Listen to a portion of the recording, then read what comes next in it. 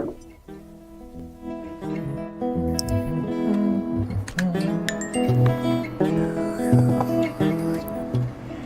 this is Angie, and I'm here in the Graceland Archives. And a very interesting fact that not many people know is that Elvis was an avid reader. We have over 600 books in the collection, and Elvis always carried books on the road with him to read between shows. I have a few pulled out here that are just examples of some of the books Elvis would have read. And another note that you'll see, especially in this book here, that Elvis, when he found passages that he was passionate about, would actually underline them so that he could go back and read them again. We really hope that you guys are safe, having fun, and we're going to see you guys here in Memphis real soon at Graceland.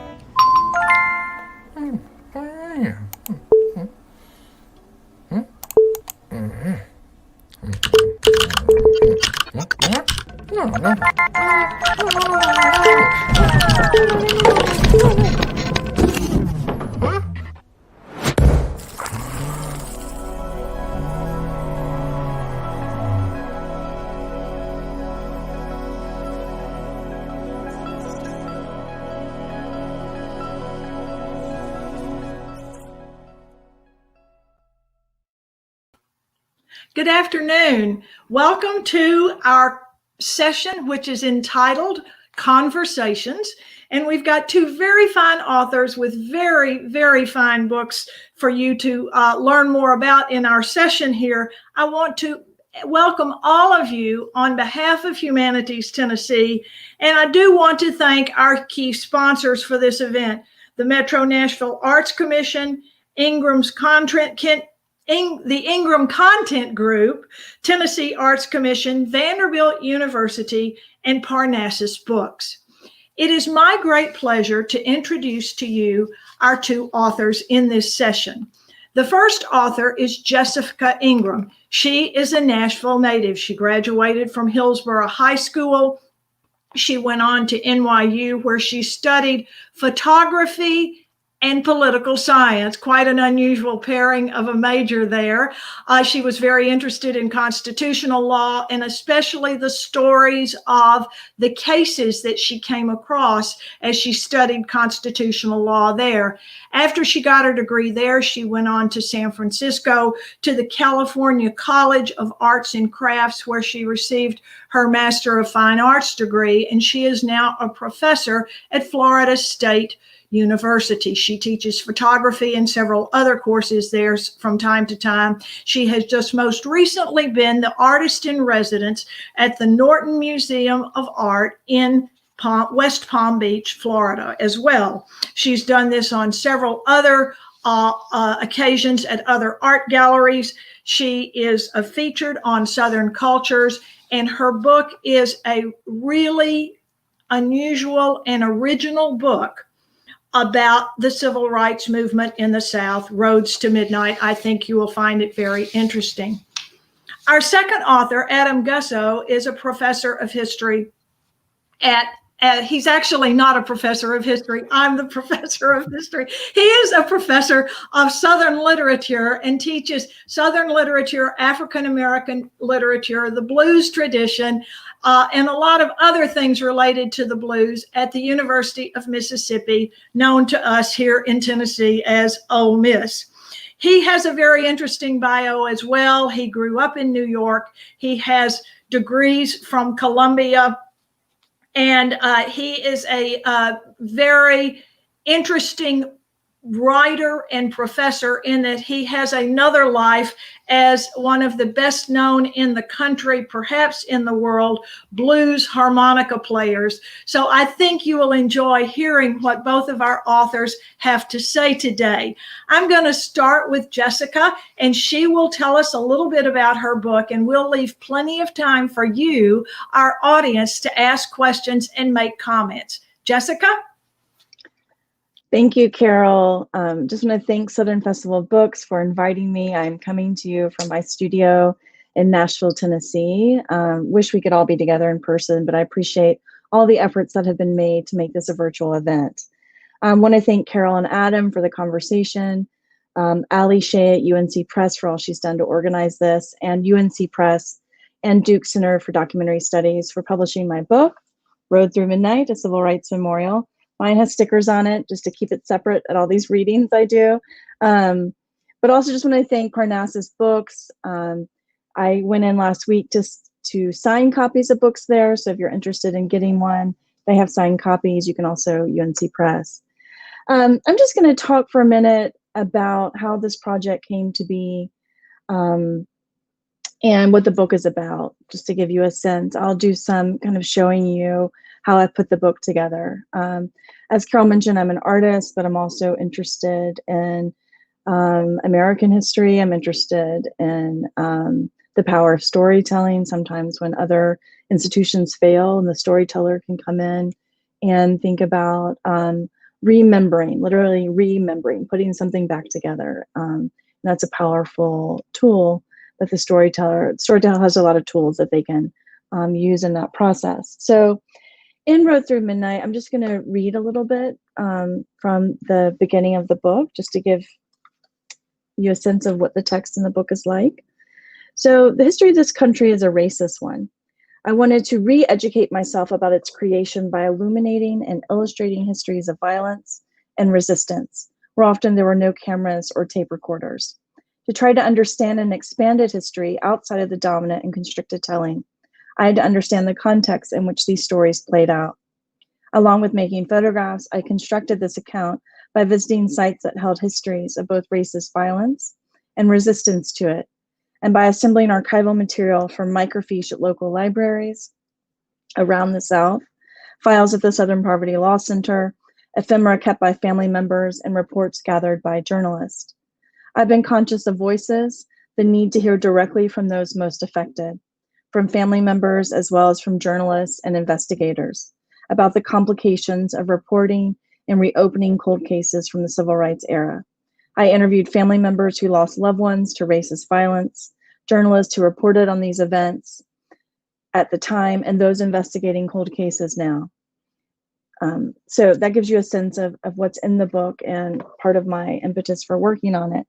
Now, I started the book in 2003 when I went to downtown Montgomery and was walking around. I was waiting on a cousin of mine and found myself at an ornate fountain, for any of you familiar with Montgomery, and hopefully if you haven't all been to the new EJI Museum, Equal Justice Initiative Museum and Memorial, you will plan that trip. But downtown, just down from the Capitol, there's an ornate fountain on a brick pavilion. And when I was there, there was a historical marker next to it. This was in 2003 or 2002. And it said that I was standing on a large slave market where enslaved peoples were bought and traded, and gave the details about that trade, which, as we know, are brutal and inhuman. And I realized if that marker had not been there, I would have no idea where I was standing. I would have no idea of that history of that site.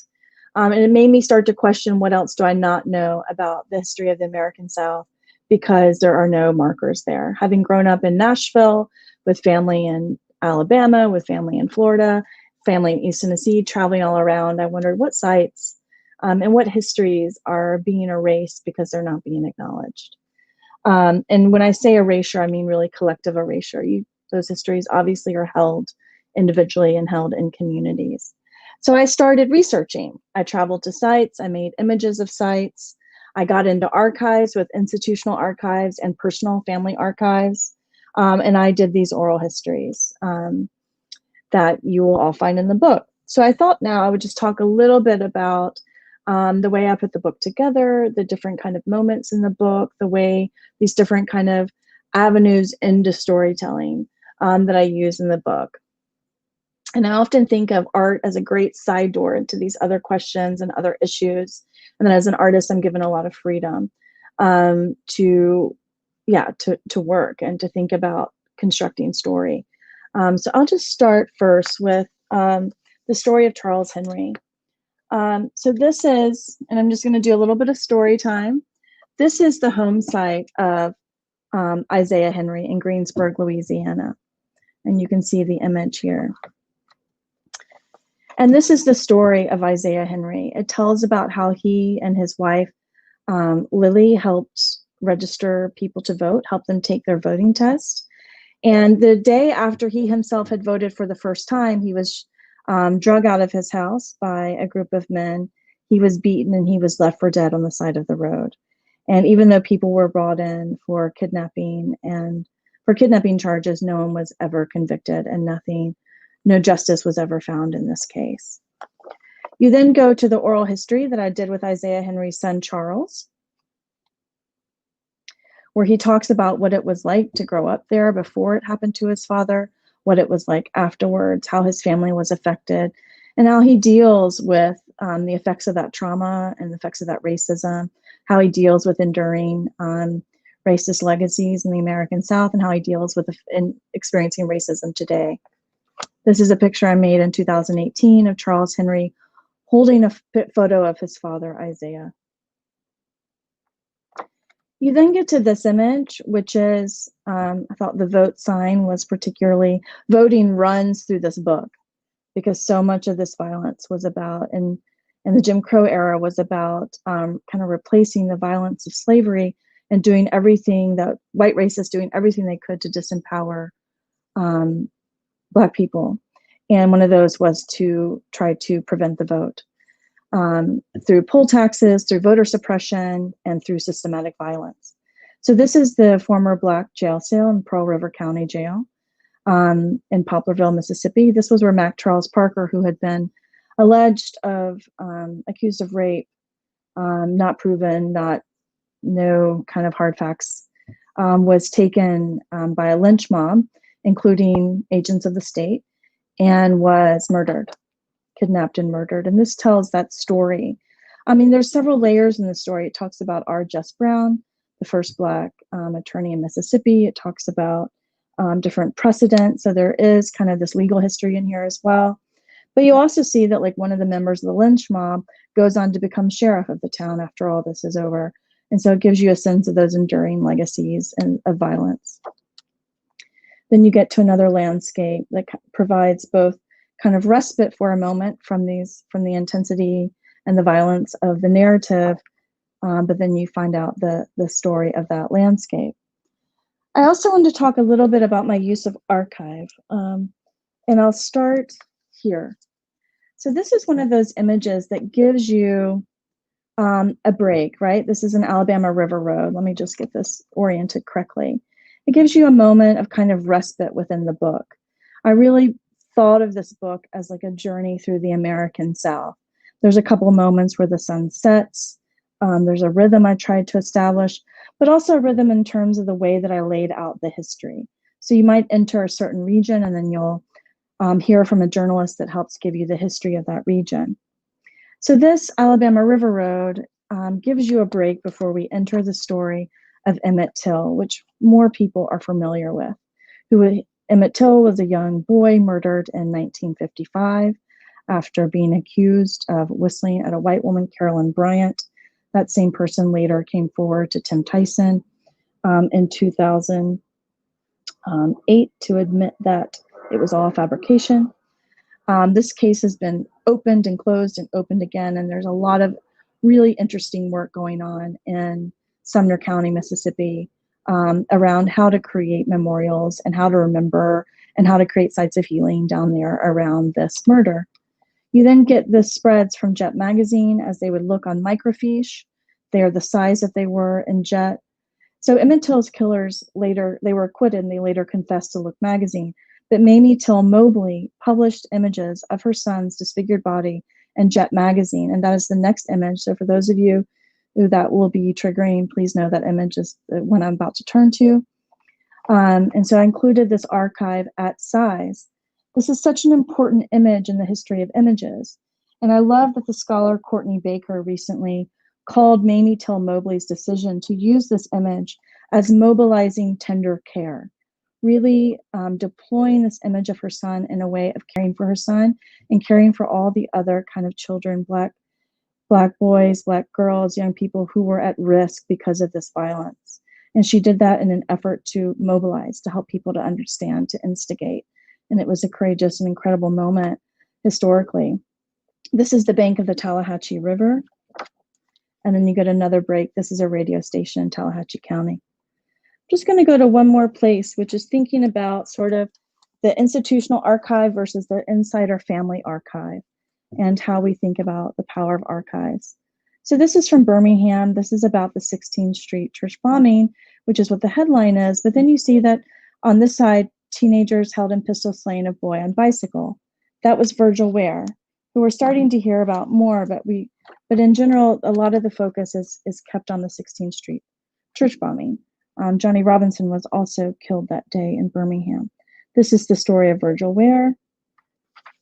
And then this is his funeral program. So really thinking about the insider archive. I love that, the master Virgil Lamar Ware, and kind of the obituary, and also the scripture and the encouraging words that are included. This is a really insider piece of archive, right, from the family. This is a marker that's been put up on the street where the Ware family was living, and it's close to where Virgil Ware was murdered, on the Jacina Sandusky Road outside of Birmingham. So also thinking about the way that we think about scale when we think about remembering, well, the way that we think about the scale of monuments and memorials as well, the family memorial or monument versus the institutional one. Who's behind these monuments? What's that conversation? What values do they reflect? This is the story of Vernon Dahmer, who was murdered in 1966 in Kelly Settlement outside of Hattiesburg, Mississippi. He helped people by helping people pay their poll tax at his store. He also offered on the radio to pay the Black poll tax. He was often heard saying, if you don't vote, you don't count. And the day after he offered to pay poll taxes on the radio, his home and store was bombed, and he succumbed from those injuries. This is an image of the 4 sons of Vernon Dahmer, who all had to return from fighting overseas in wars for the United States. The back is the back of the image that has the names. You then have this Western Union telegram to Mrs. Vernon Dahmer from Lyndon B. Johnson, offering condolence, which is, again, kind of this larger piece of archive. But then you've got a piece from the funeral program of Vernon Dahmer. And I love this sentence: his sacrifice on the altar of freedom should inspire us to finish the task. And in order to kind of think about this as running through the book, I took those stars that you see and they run through the book in exactly this position. But this kind of piece of insider archive, family archive, in relationship to the more institutional archive. And then again, you have the break of Bank of the Alabama River. Okay, I'm at time. Thank you all so much. Appreciated going through that with you guys, and I look forward to your questions. Thank you, Jessica. Very provocative presentation. And now we turn to music and another facet of the arts here, coming into our ongoing national conversation about race, as well as this conversation that we're participating in today. Adam, tell us about the blues. All right. Well, let me just say, first of all, we share a publisher, Jessica and I do. And so I want to, basically the thanks that she gave, I will extend. I was going to start this presentation in one particular place, but I've decided I need to start it in another, because the images that Jessica shared are heartbreaking, and I feel my heart breaking from them. And so I want to begin with one element of my book, is that to understand the blues, especially at the contemporary moment and in the full span of its history, is to engage in trying to understand paradox and dwell in paradox. And so here's a paradox that I was asked to live at a certain point. I got an email from a woman named Margaret Burnham. She's an attorney. She's a lawyer, a professor of law at Northeastern University's School of Law at the Civil Rights and Restorative Justice Project. And she said, I read your book, Seems Like Murder Here, Southern Violence and the Blues Tradition, and I know that you're a harmonica player. I'm engaged in a project with law students at our School of Law, in which we go into the South. Many of the students are African American. We go into the South and we look at cold cases, and we do our best to prosecute cold cases. And this means interviewing people whose parents or uncles or grandparents, in some cases, were lynched or beaten. The sort of stories that Jessica just gave us. And she said, "Would you think about?" And I donated my harmonica playing. She said, would you think about helping us with the soundtrack? Would you maybe play some harmonica? Now, can you imagine being asked to watch? She says, I'll send you a copy of the video as we currently have it. and I'll trust your judgment as to what sort of music would be appropriate to in a sense, to speak the pain of these who remain in the aftermath of racial terror. Now, the blues is many things, but I had never been asked to go there. And so you go into the studio, I've got a harmonica, and I what do you do?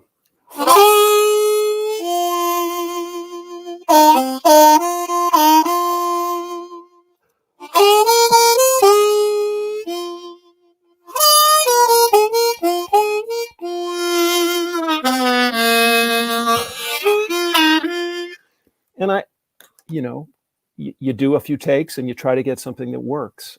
It worked. It is there. I would encourage you folks to go and find it. It's called The Trouble I've Seen, not the opening harmonica. That's somebody else playing a chromatic, but the rest of the harmonica playing. In any case, that's a paradox.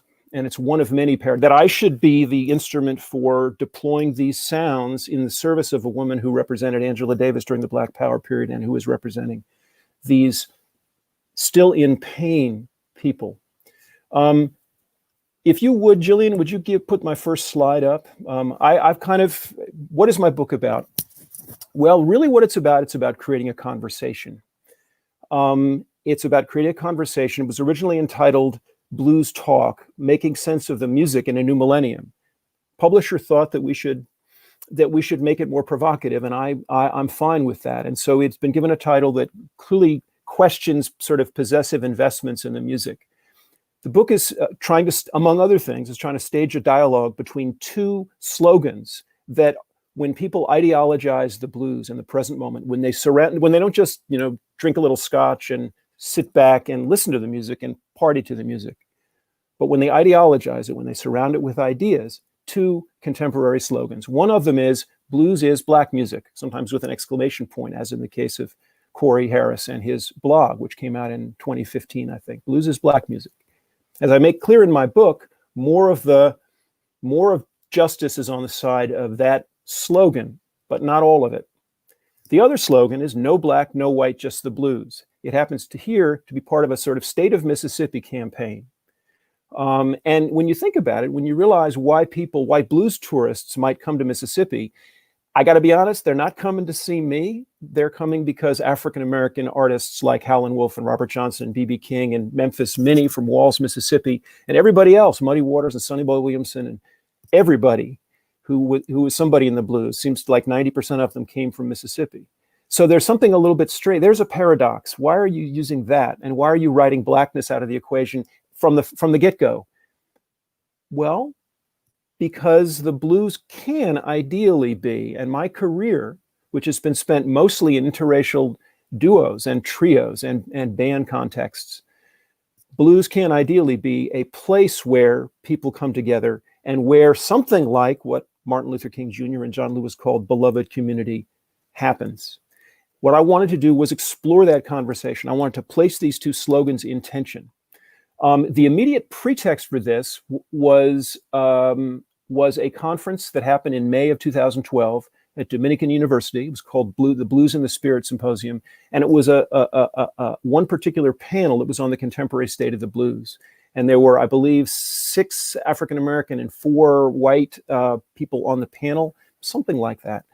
And what it was a sort of recitation of grievance. And these were grievances that I hadn't ever heard all at once in the same place. And they were about black artists not getting the gigs. They were about what were called heritage musicians, which is to say, it was a complaint by African-American artists and their allies about what has happened to the American blues scene over the past 50 years, which is that it has gone, and this is one of the paradoxes, something that was from, let's say, 1920 to 1960, blues was the music, it was the pop music, in a sense, of the Black community. It went from blues to rhythm and blues after World War II.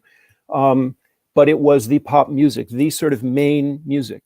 And between 1960 and 1970, something happened. That's one of the many histories that my book is trying to get at. And history shows up in a number of different ways. One of the histories, of course, is the history that Jessica gave you, the sort of history of Jim Crow violence in the South. That's one of the histories. But something happens between 1960 and 1970.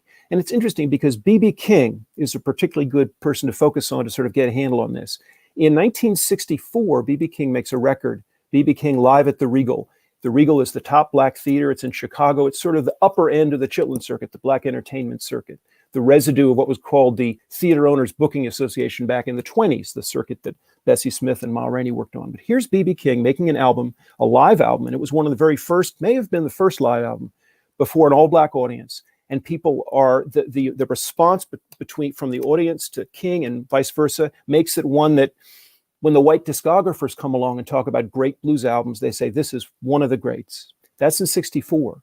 By 1968, the black youth audience for blues has evaporated by and large. There's still an older audience for the blues. B.B. King will always have that audience. And there's an audience down south, which tends to get ignored in actually the blues is black music, the no black, no white, just the blues. People tend to forget that there's a soul blues circuit right here in Mississippi, actually. But by 1968, the black youth audience feels that the blues is the music of old people, it's the music of down south, and specifically, as Ron Karenga says, it's the music. It teaches resignation. That was what one of the major black arts movement spokespeople, Ron Karenga, the man who invented Kwanzaa, what he said about the blues. One of the things I do is I talk about what black intellectuals are doing during that period. Larry Neal is somebody that I think we need to pay a lot more attention to. And he said, no, the blues aren't invalid. The blues are what got us, the black community, over. It's what helped us survive that long sort of midnight.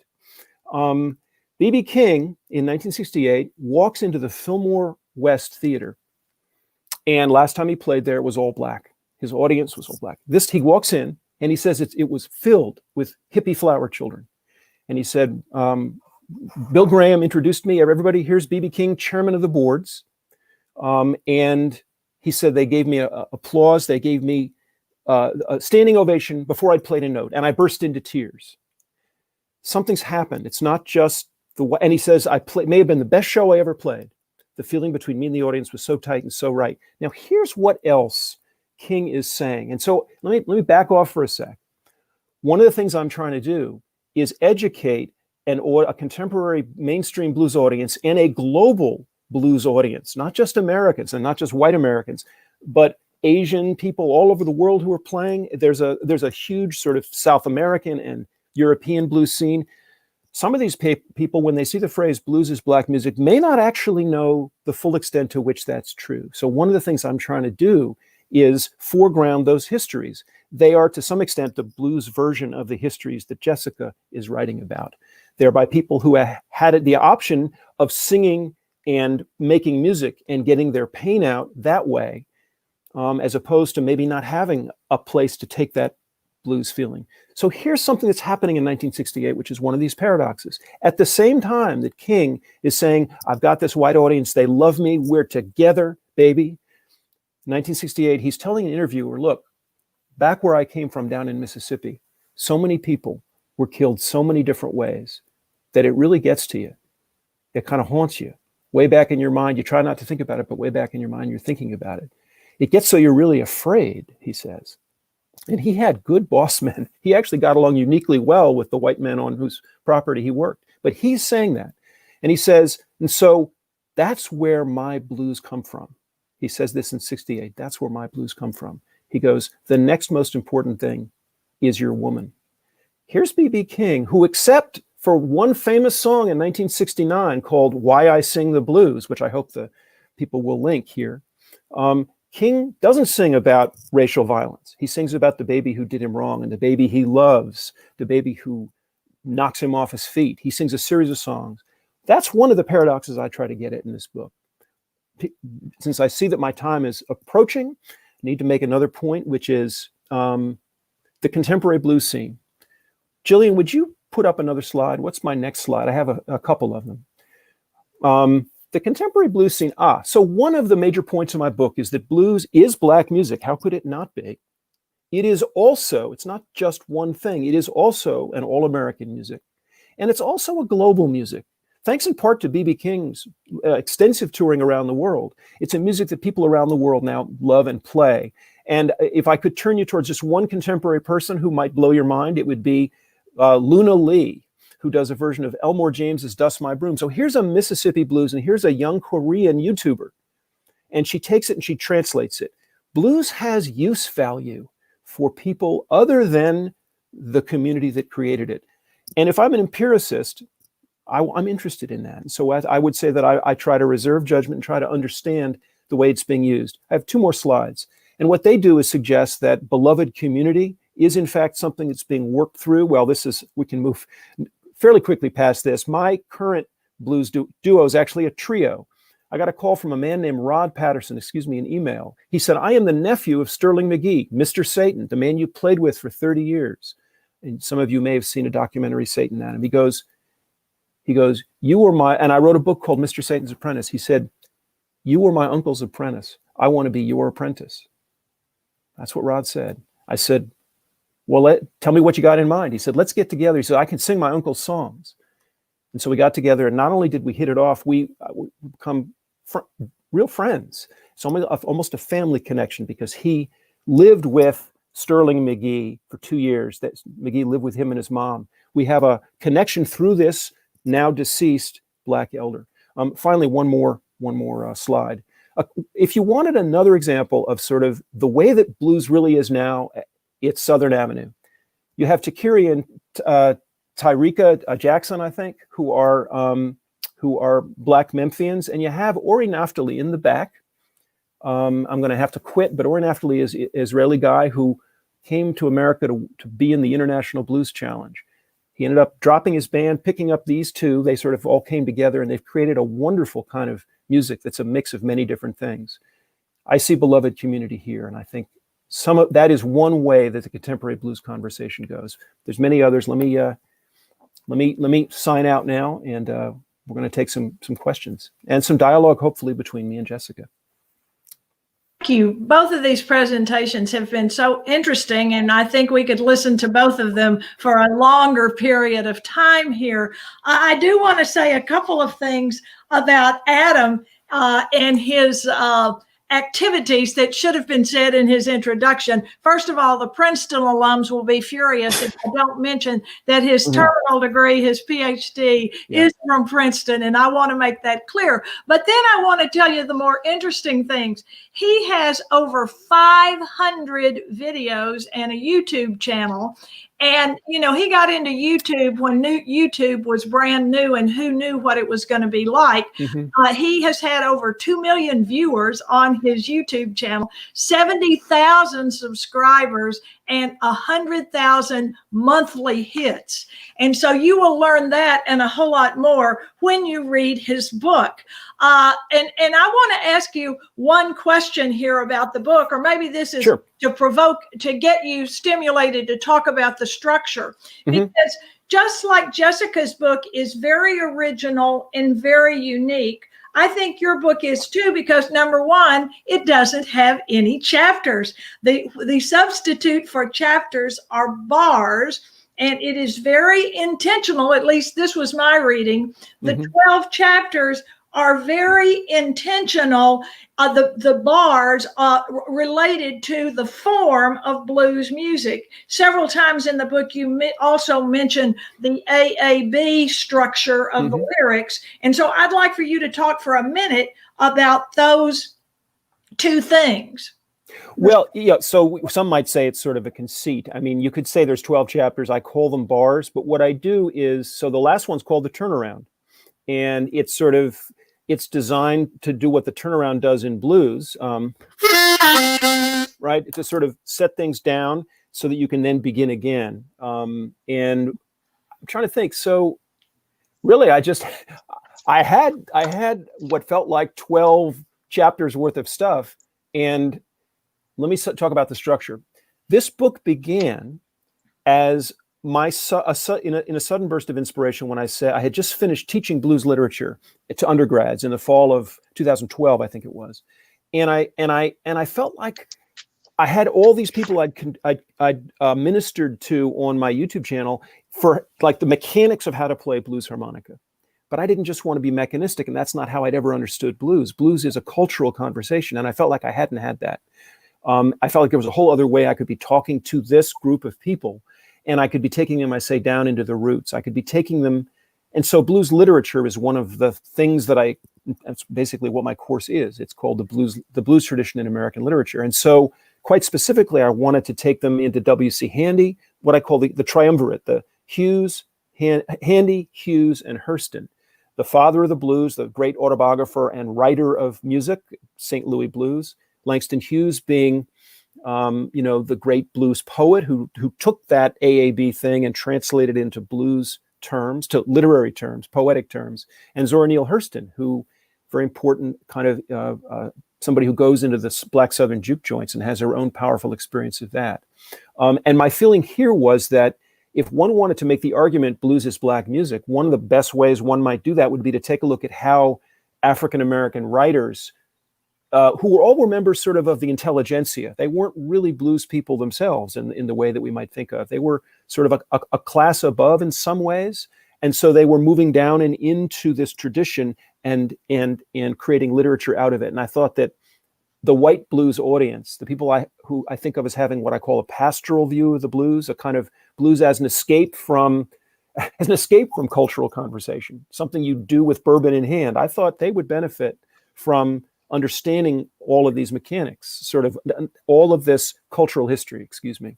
So long-winded answer. Be careful. That is very interesting how you put that together. And as I said, these books are both so original.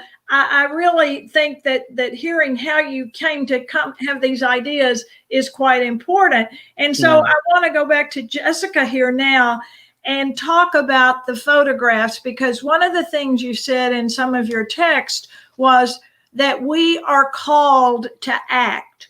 We know what went on in these places. And for example, Nashville in the past couple of years has put up several monuments, historical markers about lynching. And it was only last year that we too here in Nashville put up a historic marker for the big slave market here in town.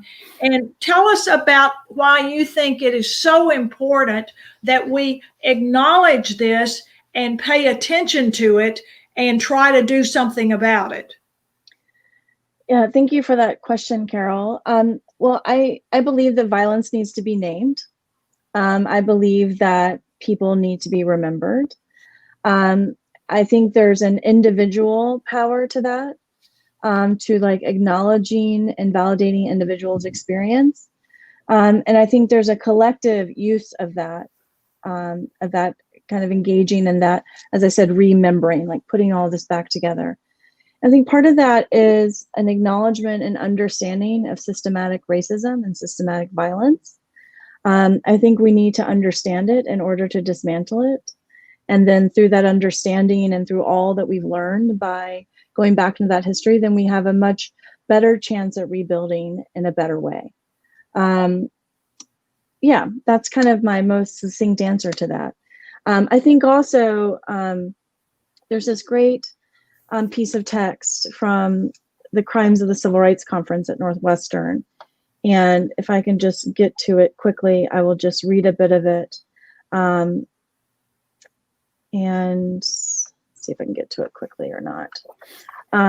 But it really talks about, it's Murray Evers Williams talking about that if we do not remember what happened, if we just keep this as something that happened in the past long ago that doesn't have to do anything with us, we will enter another kind of civil war. And I think that is what we are being faced with right now. Things have to change. We cannot continue in this way. We won't survive. And so I do think that understanding where we've come from so that we can change and build better is key to that. One of the things I noticed in your books and the photographs that you took yourself, which are emotional, they are visceral, they are stark, they get your attention in many cases for the bleakness of the scene you are depicting. Most of these photographs seem to have been taken in Georgia, Alabama, Mississippi, and Louisiana. And yet living here in Tennessee, we know there are plenty of things here in Tennessee. Yep. We have plenty of things to photograph, as do the 15 states where slavery was legal, the 11 that joined the Confederacy, and then every other state in our country today have some responsibility and have similar things going on. So yeah, to that. Well, go ahead. No, I was just going to say, speak a little bit to that in terms of your future plans. Sure. I mean, my future plans really and the work I've been doing since then are about community agency and power, also about education. And I'm doing a lot more research about ways that I can be instrumental in stories around incarceration. I don't think you can go from researching civil rights and not end up at education and incarceration. I'm also trying to do that at the tables that I sit at. So in my family and my friends, the table I sit at is working in an educational institution. We all have to figure out what table we sit at and what we can do at that table. But I say in this book, so yeah, I photographed in Tennessee, Georgia, Louisiana, Mississippi, Alabama, you're right. I could have photographed in so many more places. Like the more research we do, or we learn about sundown towns, we realize how prevalent they were in the North. So racism, systematic violence, systematic racism is not a Southern story, right? It was happening all around the country. It's still happening all around the country, as we're still seeing. But this particular, my book is taking the reader on a journey through the American South, through that landscape and through those stories. And, there is a new book out that I think just came out last month about the sundown towns in Indiana. And the fact that there are still towns that may not have the sundown signs, but sundown towns and communities, planned residential communities, are still very much have that ethos of African Americans and minorities are not welcomed here. Now, we have a question in response, Jessica, to your comment about the lynching museum in Montgomery. And here is the question. Any chance you could team up with the museum, the lynching museum, for a project together? Yeah, so the question's referring to the Equal Justice Initiative, and there is the Peace and Justice Memorial, I think that's what it's called, and the museum that gives the history of slavery. And both of those are incredibly powerful institutions and doing a lot of important work. Yes, I mean, if I could do a project with EJI or partner in some way, I would immediately. I so honor the work that they're doing and have supported it in the ways that I have been able to. So sure, I mean, I would love to partner with them, but I have no plans on the book right now. They've done an incredible job curating Black artists into that space with outdoor sculptures and indoor pieces, which has been wonderful. Adam? Now I think have I forgotten what I'm going to say? I have forgotten what I was going to say, and I had a good point. Sorry about that. That's all right. No problem. In closing, I would like for you, Adam, to tell us about your student, Brandon Bailey, because I found that to be really fascinating, and how you came to, by chance, meet this young man. Okay. Very quickly. So one thing I wanted to say is that for some contemporary, what I call Black bluesists, blues is Black music, some see blues as a site of memory for slavery, for slavery, the Middle Passage, and Jim Crow. And I think that's really important. It's not a way in which most white blues fans understand blues. They understand it as music in a range of ways, but to understand it as a site of memory, especially when you realize that in 2012, we didn't yet have the Museum of African American History, right? We didn't yet have the Equal Justice Initiative. We didn't yet have the Lynching Museum. Blues became a place, I think, for people back then. In the aftermath of Trayvon Martin, this all happened, by the way, starting in 2012. So that's where we are. Now, you asked about Brandon Bailey. Brandon Bailey was somebody who responded, and I see we don't have a whole lot of time. He responded to one of my YouTube videos, and he said, "You're playing that wrong," in his comment section. Superchucker777. I said, "Who's telling me I'm playing something wrong? Am I?" It turned out he was a 16-year-old Black kid from South Memphis. And we began a conversation which led me to drive up to watch him in the semifinals of the Star Search competition, to decide that I could help him by giving him a lesson that my own African-American teacher, Nat Riddles, had given me. So I sort of passed it along. You're gifted with something, you pass it along. He ended up winning the Star Search with this song "Whammer Jammer" by the J. Giles Band featuring Magic Dick. Again, you're sort of your American equivalent of the Rolling Stones. And he and I sort of not only kept in touch, we're good friends. We've gone back and forth. He gave me a little block and said, "I've been getting into harp boxing. You might be able to become a one-man band." I became a one-man band, recorded a whole album as a one-man band. Then I went, using what I learned recording the album, and I said, "I'll produce your debut album," which I did for free, just for expenses, because for the experience of actually producing somebody's album for the first time in the recording studio where Mark Ronson and what's his name? Uptown Funk was produced. Willie Mitchell's, Boo Mitchell's studio. Anyway, that's an example. And he got on NPR.